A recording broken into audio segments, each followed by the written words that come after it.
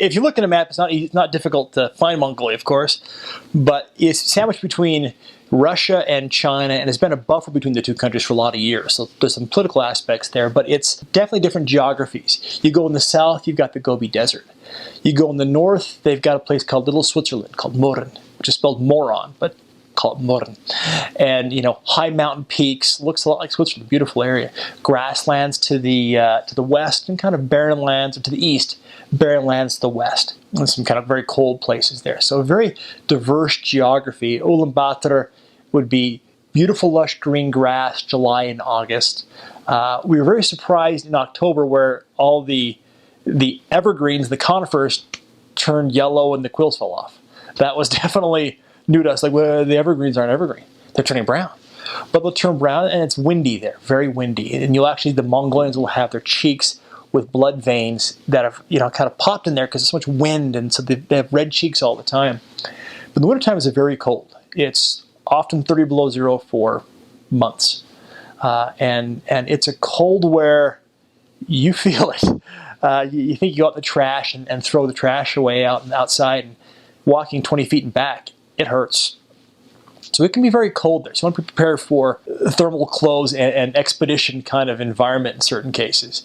You know, it's warm inside as always, but spring comes around. Spring is very cold and windy, but summer's gorgeous there. Summer's beautiful. The whole area is lush and green. There's some hills in Ulaanbaatar, and it's a pretty area. And what's beautiful about some of the places in Mongolia, you go to the countryside and you'll go out and there'll be a giant valley, maybe as big as Salt Lake Valley, and you'll see in the corner 2 tents, maybe a tent family or 2 in a corner with a herd of horses. No one else there. Whole valley is there, stream running through it.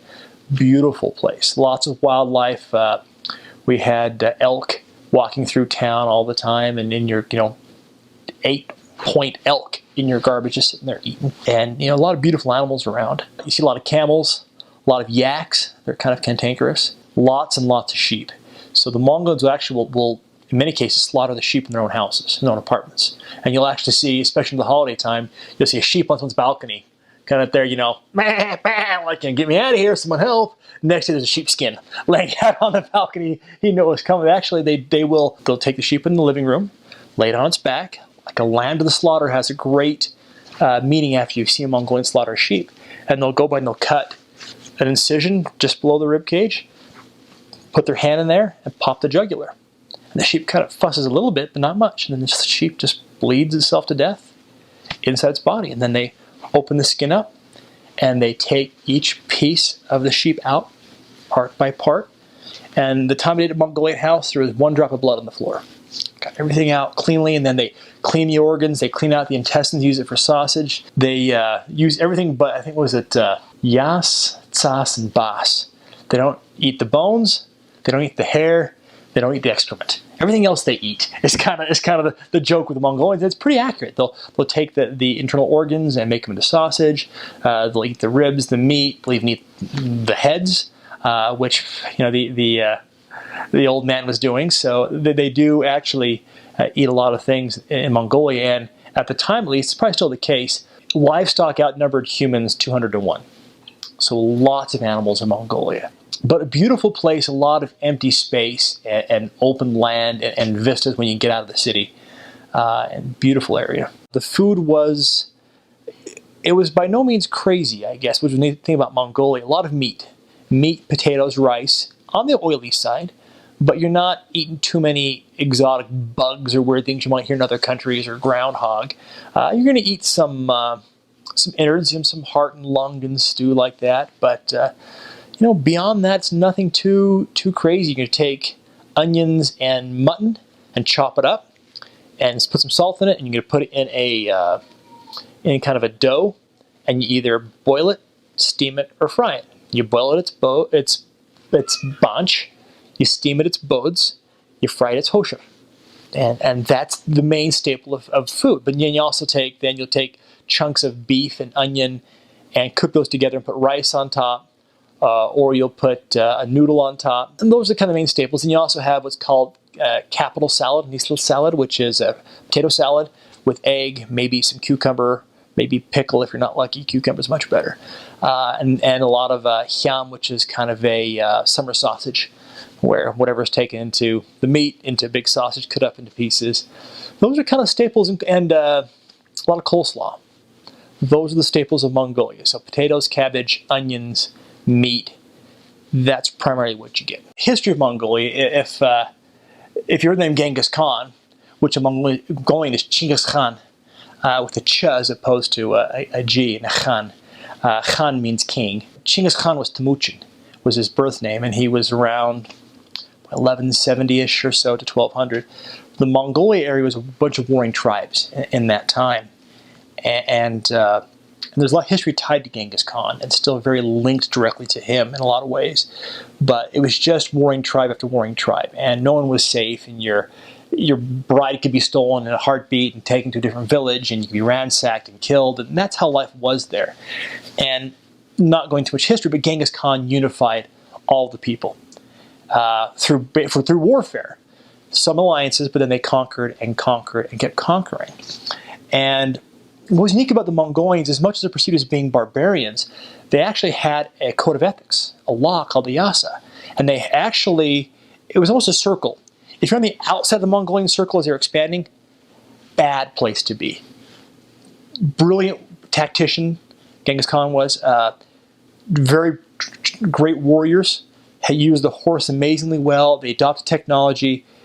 If you're on the outside being attacked, it was a bad place. Once you're on the inside, it was a great place. Freedom of religion, safety. There was really not much of a caste kind of system. It was very peaceful within the Mongolian society. There wasn't much intrigue there, a little bit, not much. But compared to that time, it was absolutely unheard of. So there was actually a lot of culture that came from the Mongolians. And as they expanded, they adopted all the technologies and people they could find. So if you're an artisan, they'd bring you in and adopt you. And even some of the Khans and Genghis's descendants, Kublai Khan, his advisors were Chinese. They didn't care. They were an intelligent advisor. That's all they cared about. And so there was a value on people and skills, which I think still carries to Mongolia today. But as the Mongolians conquered most of Asia, Genghis Khan passed away. There was a little bit of intrigue as to who would succeed, and eventually Kublai Khan, one of his grandchildren, took over and actually moved the capital from Mongolia down to Beijing. He founded Beijing. And I believe it was the Yuan dynasty was actually the Mongolian dynasty. And the Mongols actually ruled China for quite a while. And then as the Mongols conquered, and Kublai Khan's empire went all the way to the Persian Gulf area. And his children took over those areas. And the Mongols were never defeated, actually. They just assimilated the society and eventually just became whatever culture there were. And so I've read that Genghis Khan actually has the most descendants of any historical figure the past 2,000 years, because his descendants went all over Europe and were the ruling class, and then just assimilated those societies. And eventually then Mongolia kind of became, there was, then the Chinese got the Mongols out, and they built a very large wall. Actually, they rebuilt the wall. The wall was built, 1,000 years before, but they rebuilt the wall. And then the Mongols and Chinese kind of fought on and off, and eventually I think the Chinese seized some control, but then the Russians helped the Mongolians keep the Chinese out, I believe in the 20s. I think it's called the Holstein, and Mongolia kind of came from that point, from that way out of Chinese culture, more Russian culture. And then when the communist bloc fell in, I think it was 1990-ish or so, 89 to 91, the Russians kind of took their toys and left. They took everything they had with Mongolia, a lot of infrastructure, cut off the bus benches, and took them with them and left Mongolia in shambles in a lot of ways. When I was there, it was a scavenger hunt to find food and anything you might need. It took a while to kind of build up the trade in a capitalist society as opposed to a communist society. But we buy jam that was made in the USSR. Yeah, so we had Soviet stuff still there.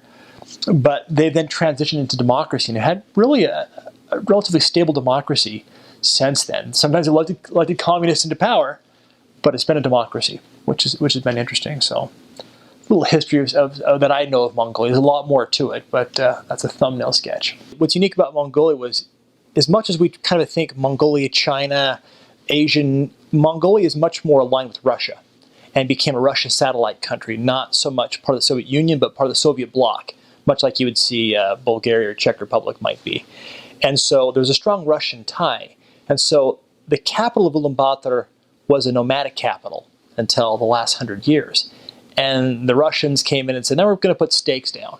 And they built the Russian building. So if you've seen pictures of Russia, you've seen what Ulaanbaatar looks like. A lot of prefabricated concrete homes that are built in block form, and you piece them together in different ways. There's maybe 5 to 6 flavors of buildings throughout Ulaanbaatar, at least at the time. There's definitely built some more Western buildings now, but still a large percentage looks like a Russian city. And so there's Russian infrastructure with central heat through the whole city, tram system, buses. So Ulaanbaatar, the main capital, looks like a very Russian town. Now, what makes it unique is that half of the population of Mongolia is still nomadic, and half of Ulaanbaatar still lives in tents. The English word is borrowed from Russian is yurt, but we're pushing for ger, which is the Mongolian word, and we still call it ger. Yurt's too Russian. But it's those round tents you see with kind of a fence around the outside, and then some poles coming out made of fleece, and you put your stove in there. It's very comfortable, nice space to live, actually.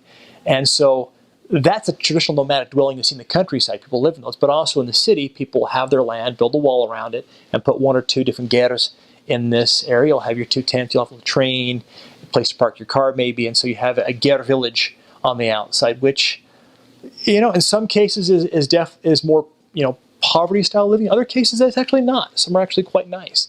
And so you have apartment living, which is where the missionaries stayed. We were actually very gung-ho to live in a tent. And when we first got called, we dug into National Geographic and saw pictures of all these exotic places. Well, of course, National Geographic is going to show the exotic as opposed to perhaps the more mundane apartment. So I lived in an apartment most of the time, all the time. I stayed in a tent a couple nights for fun. But we had apartment living. We took taxis and buses. What was unique of Mongolia at the time, it probably still is now, is that any car is a taxi. So you put your hand out and you wave your hand. If the car stops, it's a taxi. And there was a fixed rate known throughout the city. Never saw something change. They put on the radio and say, the new rate is so many tugruks per kilometer. And so you open the door and you'd say, hey there, how much per kilometer is what that meant. And they'd say the going rate, you hop in. If they said $3, you'd say, no thanks, goodbye. And you make sure you agree upon the rate, and they'd take you somewhere. They might say, I'm not going that way, and drive off, wait for the next car.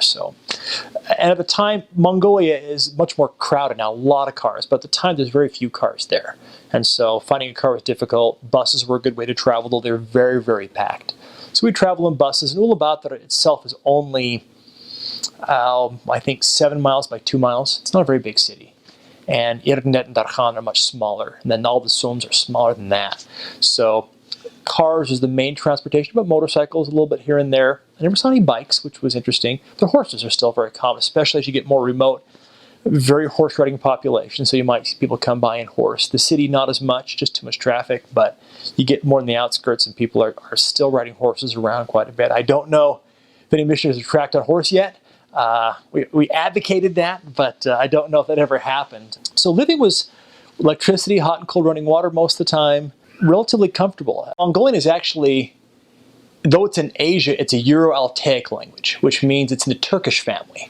But it's related to Turkish like maybe we're related to Latin twice removed, English is. So it's not very close to anything. And I've studied English, Russian, German, a little bit of Chinese, and there's no similarities to Mongolian anything. It's a very guttural, a lot of chz and a lot of ish and kind of spitting. The first time I heard a Mongolian actually speak, I remember sitting in discussion thinking, it just sounds like I cannot make out a word. And that was very intimidating because that was actually in Mongolia in a discussion, the first time I ever really heard Mongolian. And we had a book that we got in the MTC that someone found for us. It was written by Professor Jogshin, was his name, which he was at a University of Indiana, and he had a book, but it was Inner Mongolian. And so where you'd say in Mongolian, thank you, is Bayatla. It was Bayarlala is how it would say, which to the Mongolian sounds way off.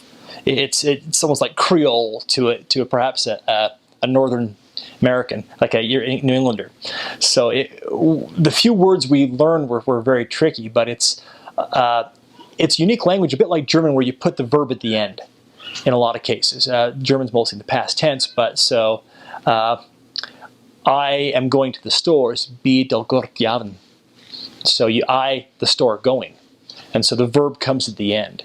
And so the grammar, in a lot of ways, it's not terribly difficult. It follows the rules pretty consistently. A lot of endings to mean like by means of. So if I use something with a screwdriver, I'm going to do something with a screwdriver. It's afterker. The er ending means by means of something. There's also vowel harmony too. So as for a verb is as for your ending, and things like that. As go to as, and so there's a vowel harmony that's consistent and important through Mongolian. But it's a rich language with a lot of ways to express yourselves in Mongolia. Some fun words like ambardach, to kick in the bottom. The harchindach was a word we found in the dictionary, which had a definition which was probably a paragraph long, which was basically describing how to go to the city of Harchin and where to stop and feed your camels. It was all in one word that no Mongolians ever knew. We thought it was kind of funny.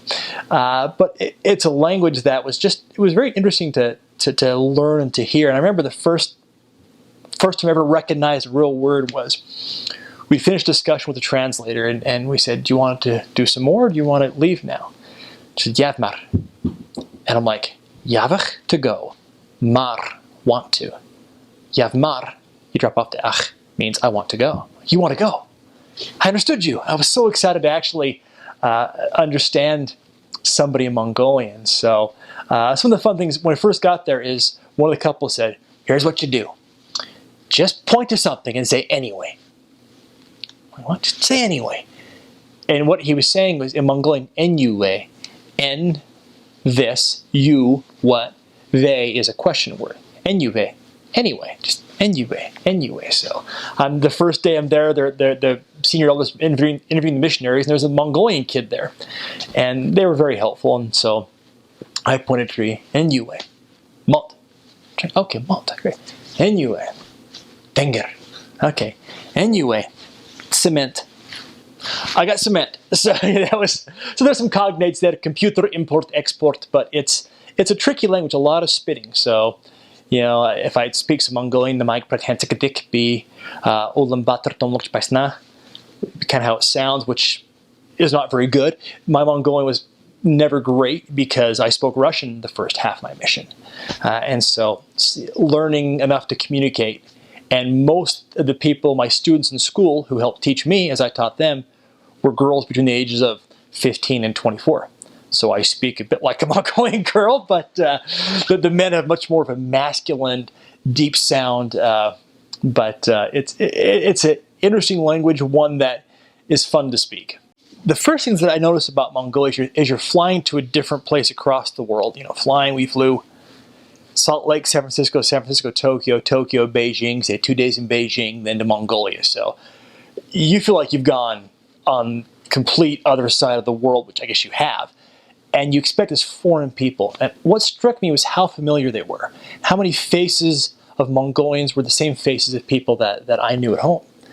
Maybe wider cheeks, which is a Mongolian characteristic, but very similar people and similar personalities. I was amazed at how much, from an American point of view, they had a similar personality. I think perhaps from the history of the Mongols conquering most of the known world at one time, kind of has that, number one kind of chest bumping, that personality that Americans have in a way. And the Mongols are a lot that way. They're proud people, but not an obstinate people. And they're quite kind. I'd have people actually at times, just random people, stop and say, "You American? Yeah.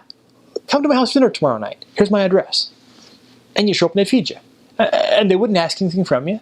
They just want to meet you. I actually had dinner with a Mongolian gal I'd baptized in San Francisco a few months ago. And as I'm talking about struggles I'm going through in my life, it was funny to sit down and to have this girl who was 15 or 16 at the time teach me. And that was, I felt proudest about my mission at that point. Having this person who, as I'm having struggles in my life, teaching me and giving me advice. And I was happy at that point, realizing, wow, these are some amazing people that we taught. These are, these are not backwards people from the other side of the world. These are amazing children of God out there. And, they're lots of fun too. And they were so fun and engaging in having parties and playing games and doing quirky things. One of the favorite games that we'd play was called Potato, which was a volleyball game where you stood in a circle, and you served the ball to each other. If you made a mistake, you had to kneel down in the middle. And as they're serving around, one person suddenly spikes it and tries to hit you. If they hit you, they get the pleasure of hitting you with the volleyball, and you stay in the middle. If they miss you, they go in the middle with you. If they catch it, they get to come out and you go back in. As you play it until there's a pile there and you keep hitting with the ball. It's a fun game, a little rough, but they loved it, and they were fun playing that. And really an open, venturesome people. They have a sporting holiday every summer called Nadam, where there's wrestling and archery and horseback riding. But they're fun. But they do have a lot of customs, which a lot of yoslos that we had to learn, things you didn't do. So if you're walking on the street and you bump feet with somebody, you had to shake hands automatically. And I still do that today, actually. You bump feet and you shake their hand. Otherwise, it's offensive. You don't sit with your foot up, which is a habit of me. I always have my foot up because in a lot of ways, it was an agrarian society, and you step in a lot of manure. So your foot's up. You might show some things you may not want to show to them. But there was a lot of little customs here and there that we had to pick up. And, I'm sure we offended quite a few people at the time. When you take things with two hands. Never reach out for one hand. You never point. You point at dogs. You point the full hand. So when I was teaching, one of the first things as I'm pointing at the blackboard, my students are like, no, you don't point. Well, why not? You full hand. You point to a dog. You don't point to a person, so open hand. And so even today, I'll either point with an open hand or actually take my pointer finger and point it back and use everything else to point. Also, we were, as teachers at least, we'd have our students come up to the board and we'd toss them the chalk. And no, you don't throw things at people. I don't know if that's changed or not. And we often joke just because half the people you throw to couldn't catch. They'd come by and bonk them in the head. But there was things that would be perceived as doing to dogs you didn't do to people. So which are throwing things, pointing, things like that. So there was a number of customs to learn that were often tricky to navigate. You didn't put your foot up on something. Because I once recall putting my foot up on, I was at a store and there was kind of a little bar near the display case. My foot there to tie my shoe. And I felt a sharp hit in my leg, and there was a cop had a baton. He swatted my leg down, pointed to my leg. I'm like, oh, okay, don't do that. So there's a lot of customs, and even at the New Year, for example, you would always greet the oldest person, and they would put their hands out to you, and you'd hold their hands up and lift their hands up, and you'd sniff their cheeks, and peaceful resting, and you should greet them for the New Year. So a lot of customs associated with those kind of things. You always eat something. If you go to someone's house, they offer you food, you eat. You put something in your mouth. It may even be I was at someone's house and some neighbor came in and he sat down and waited. Didn't have much to say. They brought him tea and they brought him some adel, kind of a milk curd. He took a bite of adel, took a small bite, put it down, said his piece, and left. But he wouldn't leave until he ate something, and he had to take a bite and would eat something. We also learned kind of late in the game that if you clear your plate, they'll keep refilling it. So as much as you think you're being respectful by eating everything, they're going to keep giving you their food, and you may make them go hungry if you do that. So, and even then since we were so new to the country, there's a lot of things that we perceived as customs we just didn't know, and so I may be wrong on a few things. The customs may have changed, but I had once where I was with a bunch of scouts. I was an advisor to the scouts of Mongolia, and I had a pair of scissors in my hands. I just kind of snip, snip, snip, just kind of playing with them. They said, no, don't do that. I'm like, okay, what custom could you possibly have about scissors? Because, it's just not safe.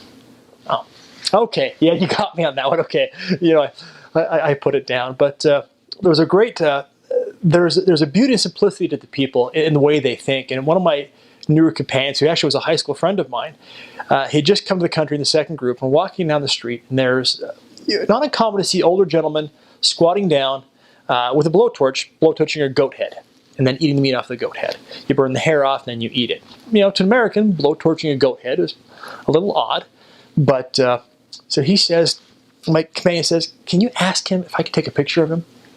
So I said, sir, can my friend take a picture of you? And this old man is blowtorching a goat head. You think, old kind of crazy gnarly guy, and he looks up and he says, "This is Mongolia, the home of the Mongolian steppe, land of Genghis Khan, the elk, the sky, the grasslands.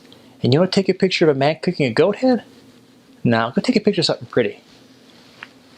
Yeah. I mean, it was this great wisdom in this man. You're like, yeah, that's a good point. So that's interesting about the Mongolian people. Now, at the time, and even now still, they wear the traditional Mongolian gowns, the del. And men and women both wear these gowns. And they come in different fabrics. They're beautiful. A lot of ornate trim on the collar. It's a high collar, much higher than like a Mandarin collar might be in Chinese, and go all the way down with either trim there or things called nostriks that fold up, go down to your ankles. You'd have a large belt. At the time, the style was the larger the better. Just wrap this belt with fabric, maybe 30 feet of fabric you wrap around as a belt and tuck it in, and beautiful.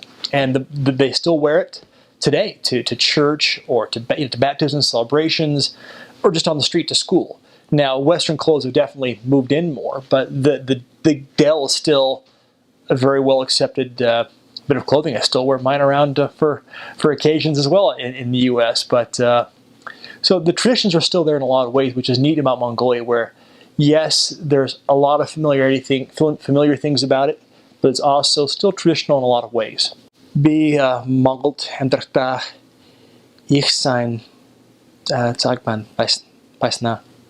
Mini Mongol Hill ich mobils in the Magotlarai Gekte be Udrin Bur Mongol Humasi Hairlin Mini Actus Pille Shu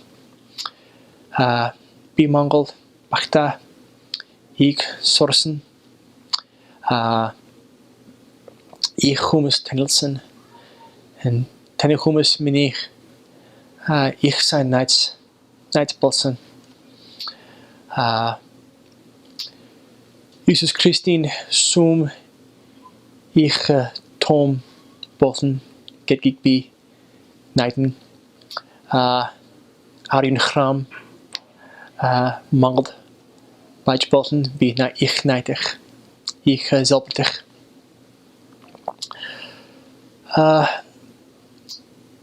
Mongol Humus Namag Sonnen Gigi mi Nightig. Ik geef be Mongol Humus Xantig. Hayes H. Martin be in Jesus Nerin Jern. Amen.